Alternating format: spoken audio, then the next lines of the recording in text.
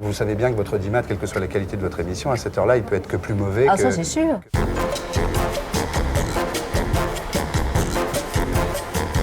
Alors, Christine Ockrent, vos livres se suivent et se ressemblent pas. Après les... C'était combien, Marange? 500 pages? C'est 450 peut-être assez pages. gros, oui, à peu Ouais. près. Oui. Voilà, vous Enfin, nous faites- c'est un très grand monsieur. Ouais, il méritait. Vous en avez vendu beaucoup? Vous en avez vendu combien? 520 000, je crois. 520 000. Oui, c'était un gros succès. Alors là, c'est le duel, c'est-à-dire que vous dites que c'est pas parce qu'on fait de la télévision qu'il ne faut pas réfléchir sur la télévision. Je crois, je le pense. Donc vous faites un bouquin sur le duel qui est, d'après vous, l'apogée de la démocratie, c'est-à-dire ce moment entre les deux tours où les deux derniers candidats en lice se livrent un duel télévisé avec tout un tas de règles que vous expliquez d'ailleurs très bien. Et est-ce que vous croyez vraiment que c'est le summum de la démocratie, le duel? Je crois en tout cas que c'est le moment le plus extraordinaire, le plus révélateur, où deux hommes qui ont passé leur vie à essayer d'obtenir le pouvoir sont Ouais. face à face dans cette épreuve finale que la télévision transfigure, mais qui est vieille comme le monde. Le duel, pour l'obtention et la conquête du pouvoir, c'est vieux. Ça date du Moyen-Âge. Oh, bien avant, dans les tribus Ouais. primitives, des sociologues fort savants vous expliquent que chez les Indiens Guayaquil ou les rites Ouais. de passage, vous Ouais. avez Donc pour toutes vous, c'est sortes de même de nature. figures. C'est tout à fait de même nature et c'est transformé et transfiguré en quelque sorte par la télévision, dont on a coutume en France de dire beaucoup de mal et qui, je crois, en l'occurrence, sert la forme contemporaine de la politique dans une démocratie comme la nôtre. Oui, Jean-Claude Maurice disait dans le Journal du Dimanche que c'était règlement de compte à hockey choral pour 4% des voix, parce que ce qu'il s'agit de faire basculer, c'est 3-4% des voix à chaque fois. Oui, et encore, on ne le sait pas de façon Ouais, précise, ouais. mais ce qui est sûr, c'est que plus il y a d'indécis, Ouais. et on voit bien que de consultation électorale en consultation électorale, la masse des votes dits flottants augmente. Ouais. Donc plus il y a d'indécis, plus un duel télévisé a d'influence, puisque les gens, jusqu'à la dernière minute, Ils ne savent pas pour qui ne ils savent vont pas voter. pour qui ils vont voter. Donc on peut penser que cette fois-ci, en 88, le duel télévisé qui aura sûrement lieu entre les deux tours aura beaucoup plus d'importance, même quantitative, que ça n'a été le cas en 81 et surtout en 74. Mais est-ce que Mitterrand va accepter de faire un duel entre les deux tours? Il paraît que oui, Il paraît que vous. il paraît que oui, c'est ce qu'on dit. Vous allez vous en occuper, ce duel? Peut-être. C'est pour ça que vous avez fait ce bouquin?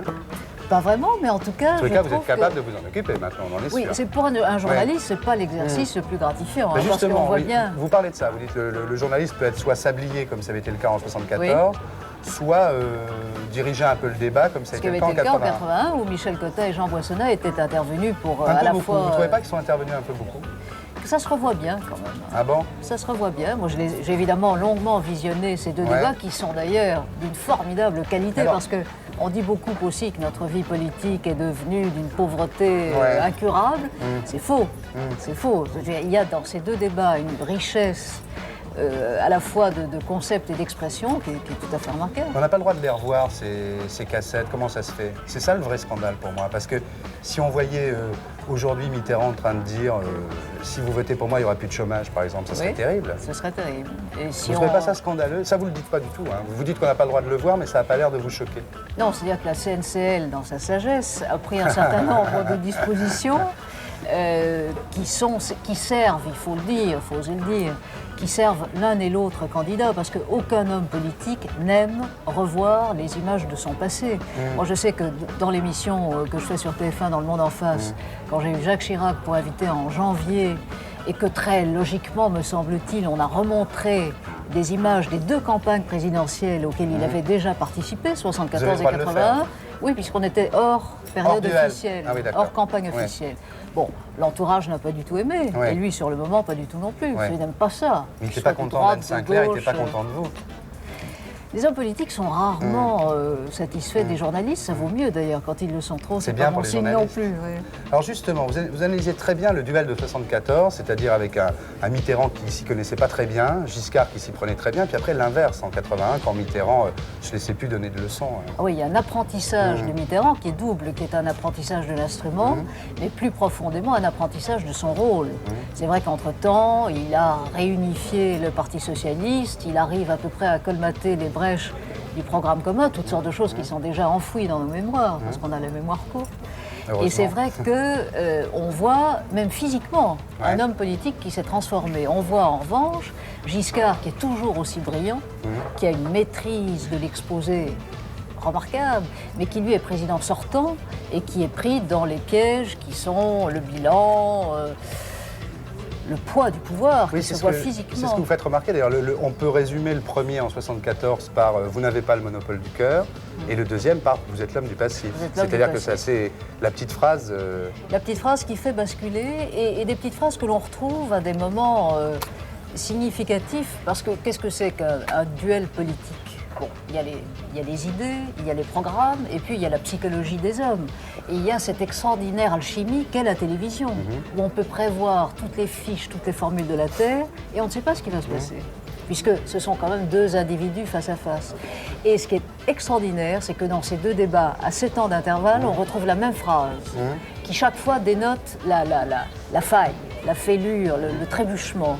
C'est une fois dans la bouche de Mitterrand, qui dit « gardez à ce débat le ton qu'il convient Ouais. », et la deuxième fois en 81 dans la bouche de Giscard. Il y a ainsi des signes Alors ça, oui, pour vous, ça, psychologiques. quand on commence à dire ne vous énervez pas, c'est qu'on pas a bon l'impression de signe. perdre. C'est pas bon signe. Oui, ça c'est. Vous faites très attention à ça. Mais vous trouvez ça Et vous démocratique? aussi, nous qui avons l'habitude de la télévision, c'est vrai qu'il y a un comportement télévisuel qui a une certaine... Vous trouvez ça démocratique, vous, que finalement, ça soit celui qui s'exprime le mieux à la télé qui soit le président de la République? C'est pas seulement celui qui s'exprime le mieux, c'est celui qui, je crois, a la meilleure adéquation entre ce qu'il exprime et ce qu'il exprime aussi de sa personnalité. C'est-à-dire qu'il y a les mots et il y a la part d'irrationnel que communique la télévision.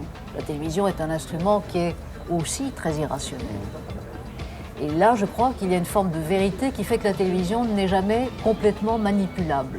Vous ne pouvez pas imaginer un Hitler ou un Staline ou un dictateur Faire un quelconque duel.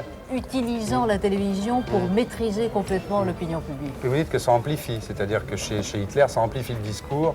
Alors Hitler, que... c'était la radio. Oui, mais ça Et amplifie c'est ce que le Raymond discours. Aron Oui. disait déjà. On peut imaginer qu'Hitler n'aurait pas survécu à la télévision. On pourrait d'ailleurs souhaiter que la télévision ait été inventée plus tôt. Ah, vous en êtes où avec TF1? En dehors d'organiser le duel? Ça fait sérieux, remarquez, ça fait directeur général. d'écrire J'espère un que livre ça comme fait journaliste. Ça fait, non, puis ça fait bien quand même, ça pose. Non, mais il convient parfois d'être sérieux. Ils vous en veulent d'avoir dit qu'on ne jetait pas les pros comme des briquets, par exemple? Oh, je crois qu'ils m'en ont voulu un peu au début, mais je crois qu'on en a discuté abondamment depuis, et je crois qu'ils ont compris à la fois l'esprit et le sens de certains des arguments que j'ai employés tout haut. D'avoir dit que l'idéologie de l'audimat était néfaste, par exemple, chez des gens qui ne rêvent que d'audimat. Oui, mais enfin, ces gens, en même temps, savent très bien que... On a tous le sentiment, j'imagine que sur la 5, c'est un peu la même chose, de vivre une phase très particulière de la télévision dans ce pays. Simplement, quand on aime la télévision et qu'on sait quels dégâts et quels excès elle peut entraîner, ces phases expérimentales dans lesquelles nous sommes peuvent conduire certains, dont je suis, à s'interroger sur le pire et pas nécessairement sur le meilleur. Vous êtes interrogé dans le monde quand même, c'est peut-être ça qui vous en reprochez, non? Oh non, pourquoi? Vous savez, ils lisent toute la presse. Et vous étiez en train d'aller voir Reagan le jour où ils ont lu l'article dans Le Monde. Oui, oui, ça s'est fait C'est pas comme mal ça, remarqué oui. comme excuse. Vous avez dit qu'on est passé de Courteline à Wall Street. Oui, C'est bien, c'est vrai en plus. c'est assez vrai. On garde De un petit Topaz côté un peu. Courteline. Topaz, quoi. Ouais, c'est exactement ça. Enfin, vous avez dit aussi que pour le moment vous étiez à TF1. Je suis à TF1. Vous ne croyez pas qu'il Mais- vous réserve un coup de pied de l'âne? Oh, sûrement, de l'âne et de... Il y a toutes sortes d'animaux qui donnent des coups de pied, mais mes propos, qui étaient fort modestes, au demeurant, s'adressaient tout autant au À la système 5, de à la télévision 1, oui, publique. qu'à la 6. Oui. Ah non, mais le système public en France, vous savez, vous zappez d'une chaîne à l'autre, vous ne savez plus très bien où vous êtes. Hein. Il y a autant De presque séries, autant de ouais. publicité ou de sponsoring Ouais. ou de séries américaines ou de jeux, de distribution de fric d'une chaîne à l'autre. Et je crois qu'il y a beaucoup de gens en France qui trouvent qu'il y a peut-être là une déviation du système public qui est tout aussi dommageable que les excès du système privé. Non, je dis ça parce qu'ils ont parlé de fautes professionnelles graves et puis... Ah, ils n'en ont pas. Non, non, ils n'en ont. Enfin, ils ne me l'ont pas dit. Ils vous ont pas dit à vous?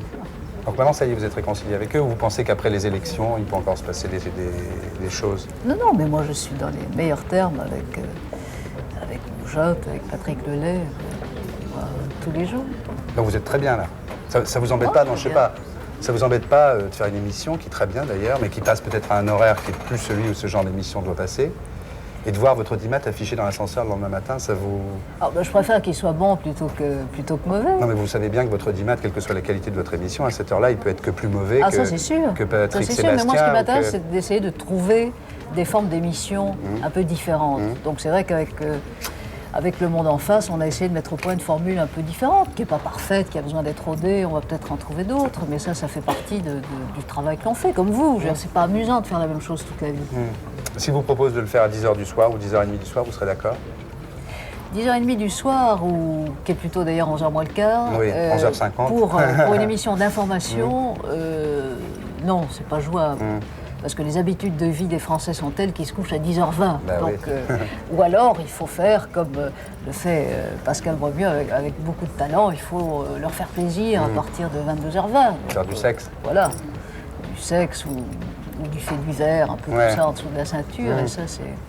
Non, je crois qu'il faut trouver à la fois des créneaux horaires et des produits d'information qui correspondent aux besoins des gens. Ça a extraordinairement changé. Et pour être sûr de ne rien rater de Inarditube, abonnez-vous et mettez un pouce bleu.